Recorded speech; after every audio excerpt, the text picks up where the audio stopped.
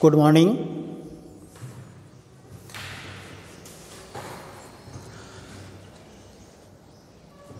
प्यारे विद्यार्थियों, आज हम इस गायत्री कॉलेज के यूट्यूब चैनल पर बीए पार्ट 3 के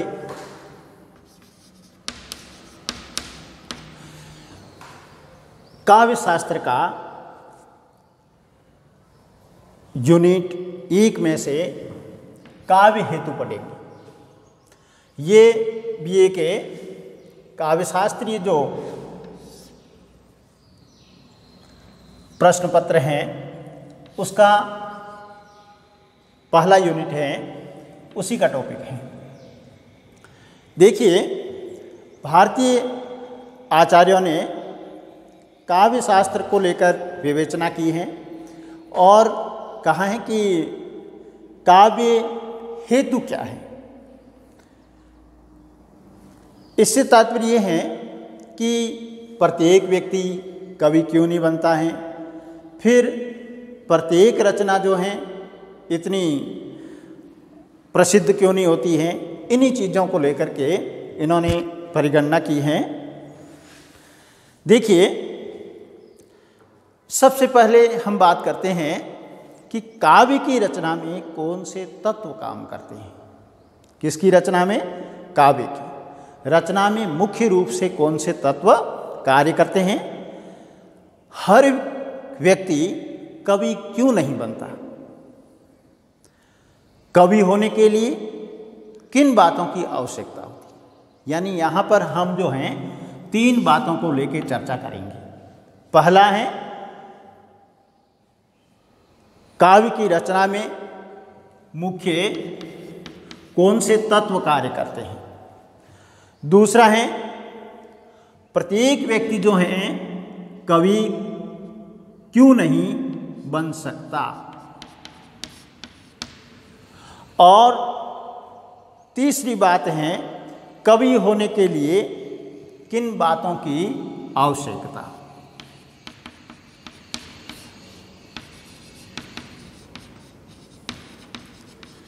ये 3 चीज़ों की हम चर्चा करेंगे।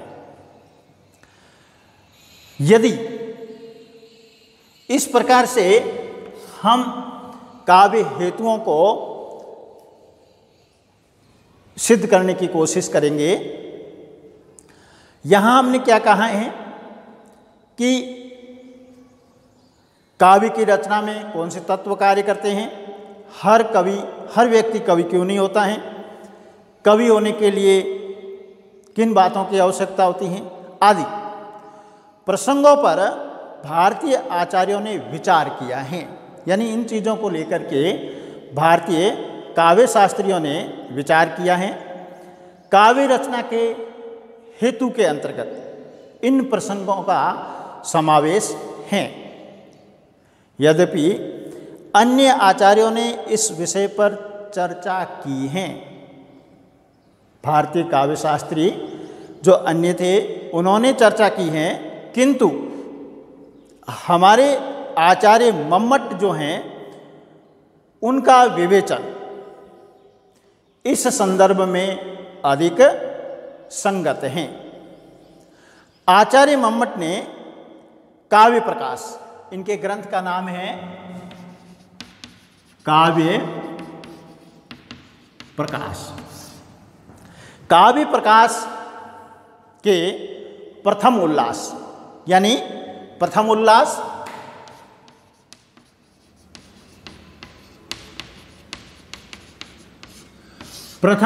का मतलब है प्रथम अध्याय में काव्य के हेतुओं का परिगणन निम्नलिखित कारिका के माध्यम से किया है। कौन सी कारिका? ये कारिका दी है। शक्ति निपुणता लोक शास्त्र काव्य अध्यक्षणात् काव्यज्ञ शिक्षाभ्यास इति हेतु उद्भवे। क्या कहा है? ये शक्ति निपुणता लोक शास्त्र काव्य अध्यक्षणात् काव्यज्ञ शिक्षाभ्यास इति हेतु तो उद्भवे। आचार्य मम्मट ने इस कारिका की वृत्ति में कहा है कि शक्ति बीज रूप है। किसकी बात कही है? शक्ति की। और शक्ति को बीज रूप माना है, संस्कार विशेष हैं। क्या है? शक्ति बीज रूप है और संस्कार विशेष हैं। इसके अभाव में काव्य की रचना संभव नहीं है। किसके अभाव में? शक्ति के अभाव में, संस्कार के अभाव में। और यदि बिना इसके कोई काव्य रचना का प्रयत्न करता है तो वह उपहास का पात्र बनता है। क्या कहा है? यदि शक्ति नहीं है, संस्कार नहीं है और यदि उसके अभाव में कोई काव्य की रचना करता है तो वह कवि और वह रचना उपहास का पात्र बनता है। नीचे लिखा भी है इन्होंने, याम बिना काव्य न पसरेत, पसरेत व उपहासनीय स्वातः। यानी इनके बिना काव्य की रचना हो ही नहीं सकती। यदि हो भी जाए तो ये कह रहे हैं कि उपहास करने योग्य रचना बनेगी। आचार्य मम्मट ने शक्ति को संस्कार विशेष कहा है। इसका तात्पर्य यह हुआ कि कवित्व के संस्कार तो जन्म से ही व्यक्ति में रहते हैं। यानी कवित्व के संस्कार आचार्य मम्मट मानता है कि व्यक्ति में जन्म से ही रहते हैं। कालांतर में यानी समय रहते, समय के अनुसार ये संस्कार परिष्कृत होते रहते हैं। इन्हें उत्पन्न नहीं किया जा सकता। ये सहजात होते हैं क्योंकि हर एक व्यक्ति में ये संस्कार नहीं होते। हर एक व्यक्ति में कवि होने के संस्कार नहीं होते, इसलिए प्रत्येक व्यक्ति कवि नहीं होता। इसीलिए हर व्यक्ति कवि नहीं हो सकता। इसलिए यह काव्य रचना का बहुत ही महत्वपूर्ण हेतु है। कौन सा? शक्ति। एक हेतु की बात हमने कर ली है। आचार्य मम्मट ने निपुणता को दूसरा हेतु कहा है। किसको? निपुणता को। निपुणता का अर्थ है दक्षता, कुशलता। यही निपुणता संस्कारों को परिष्कृत करती है, या कहें संस्कार निपुणता के आलोक में उजागर होते हैं। क्या है?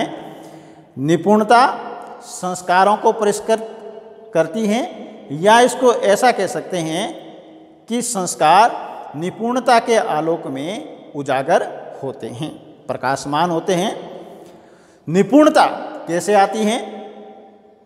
निपुणता लोक के अनुभवों से, शास्त्रों के अध्ययन से और काव्य को पढ़ने से प्राप्त होती हैं। यानी निपुणता के लिए लोक का अनुभव आवश्यक है, शास्त्रों का अध्ययन आवश्यक है और काव्य को पढ़ने से निपुणता आती है।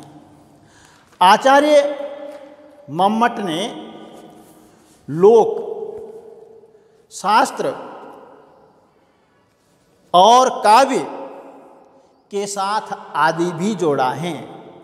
ऐसा नहीं है कि लोक, शास्त्र और काव्य से ही निपुणता प्राप्त होती है। इसके अलावा भी लोक का जो अनुभव है उससे काव्य की निपुणता आ सकती है। अर्थात इनके अतिरिक्त भी निपुणता प्राप्त करने के उपाय हो सकते हैं। निपुणता अर्जित गुण है। कैसा है? निपुणता अर्जित की जाती है, दक्षता, कुशलता अर्जित की जा सकती हैं। अब हमने यहाँ तक दो तत्वों की बात की है, दो हेतुओं की बात कर ली है। पहला हेतु है शक्ति, दूसरा हेतु है निपुणता। अब जो है तीसरा हेतु हमारे सामने आता है, वह है अभ्यास। क्या है? अभ्यास। काव्य की रचना में या काव्य की रचना करने में कुशल काव्य के मर्म को जानने वाले गुरुओं के निर्देशों के अनुसार काव्य रचना या अभ्यास करना चाहिए। यानी अभ्यास जो है वह काव्य रचना के लिए आवश्यक हैं। किस प्रकार से करें? एक तो काव्य की रचना करने में जो कुशल है उसके सानिध्य में रहकर, या फिर काव्य के जो मर्म को जानता है उनके सानिध्य में रहकर, या गुरुजनों के निर्देशों के अनुसार यह अभ्यास करना चाहिए। अब देखिए, आचार्य मम्मट ने कथित ये तीनों शक्ति, निपुणता और अभ्यास सम्मेत रूप से काव्य के हेतु माने हैं। इन तीनों को, शक्ति को, निपुणता को, अभ्यास को, इन तीनों को ही काव्य के हेतु माने हैं। किसी एक के अभाव में श्रेष्ठ काव्य की रचना नहीं हो सकती है।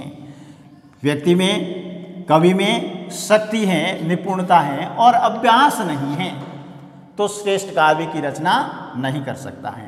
अभ्यास और निपुणता है लेकिन उसमें काव्य करने के संस्कार नहीं है तो भी वह काव्य की रचना नहीं कर सकता। कर भी लेगा तो वह काव्य कैसा होगा? उपहासजन्य काव्य होगा। इनमें से कोई एक नहीं बल्कि काव्य रचना के लिए तीनों की आवश्यकता और अनिवार्यता है। हम विचार करते हैं तब हमें ज्ञात होता है कि ये हेतु काव्य रचना के मर्म का संकेत देते हैं। यानी ये तीनों जो हेतु हैं वह काव्य के मर्म की ओर हमें इशारा करते हैं, संकेत देते हैं। कवि में कविता करने के संस्कार जन्म से होते हैं। लोक में मानव, पशु, पक्षी और प्रकृति के व्यवहार का ज्ञान संसार को देखने और अनुभव करने से होता है। इस अनुभव के अभाव में संस्कारों के रहते हुए भी प्रभावी काव्य की रचना या श्रेष्ठ काव्य की रचना नहीं कर सकता। शास्त्र के अध्ययन से ज्ञान विस्तृत होता है और उसमें प्रामाणिकता आती है। काव्य के अध्ययन से अभिव्यक्ति कौशल विकसित होता है। अधिक काव्य की अध्ययन करेंगे, अधिक शास्त्रों का अध्ययन करेंगे तो इसमें एक तो अपने ज्ञान में प्रामाणिकता आएगी, दूसरा हमारी अभिव्यक्ति में दक्षता, कौशल विकसित होगा। इन सब के साथ निरंतर अभ्यास आवश्यक है। यानी अभ्यास जो है वह बहुत ही जरूरी है। अभ्यास से ही निर्दोष रचना संभव है। बार बार हम अभ्यास करेंगे तब हमारी जो काव्य रचना होगी वह एकदम निर्दोष या दोष रहित होकर पाठकों के, श्रोताओं के सामने आएगी। त्रुटियों का परिमार्जन भी अभ्यास से होता है। यदि कोई गलती हो जाती है तब हम बार बार अभ्यास करते हैं तब वह गलती भी त्रुटि भी हमारी दूर हो जाती हैं। जब काव्य मर्मज्ञों के निरीक्षण में उनके निर्देशों के अनुसार अभ्यास किया जाता है तो उत्तम काव्य की सृष्टि होती है। काव्य के ये हेतु कवि को केंद्र में रखकर कहे गए हैं। यह भी कह सकते हैं कि आचार्य मम्मट ने कवि होने के लिए आवश्यक हेतुओं का निर्देश परिकथन इस प्रसंग में किया है। प्यारे विद्यार्थियों, आज हमने बीए थर्ड ईयर के काव्य शास्त्र के एक टॉपिक काव्य हेतुओं पर चर्चा की है। कल हम इसके आगे वाला टॉपिक लेंगे। यह टॉपिक आपको कैसा लगा, इसके लिए आप हमारे गायत्री कॉलेज के यूट्यूब चैनल को सब्सक्राइब कीजिए, लाइक कीजिए और कमेंट कीजिए। धन्यवाद।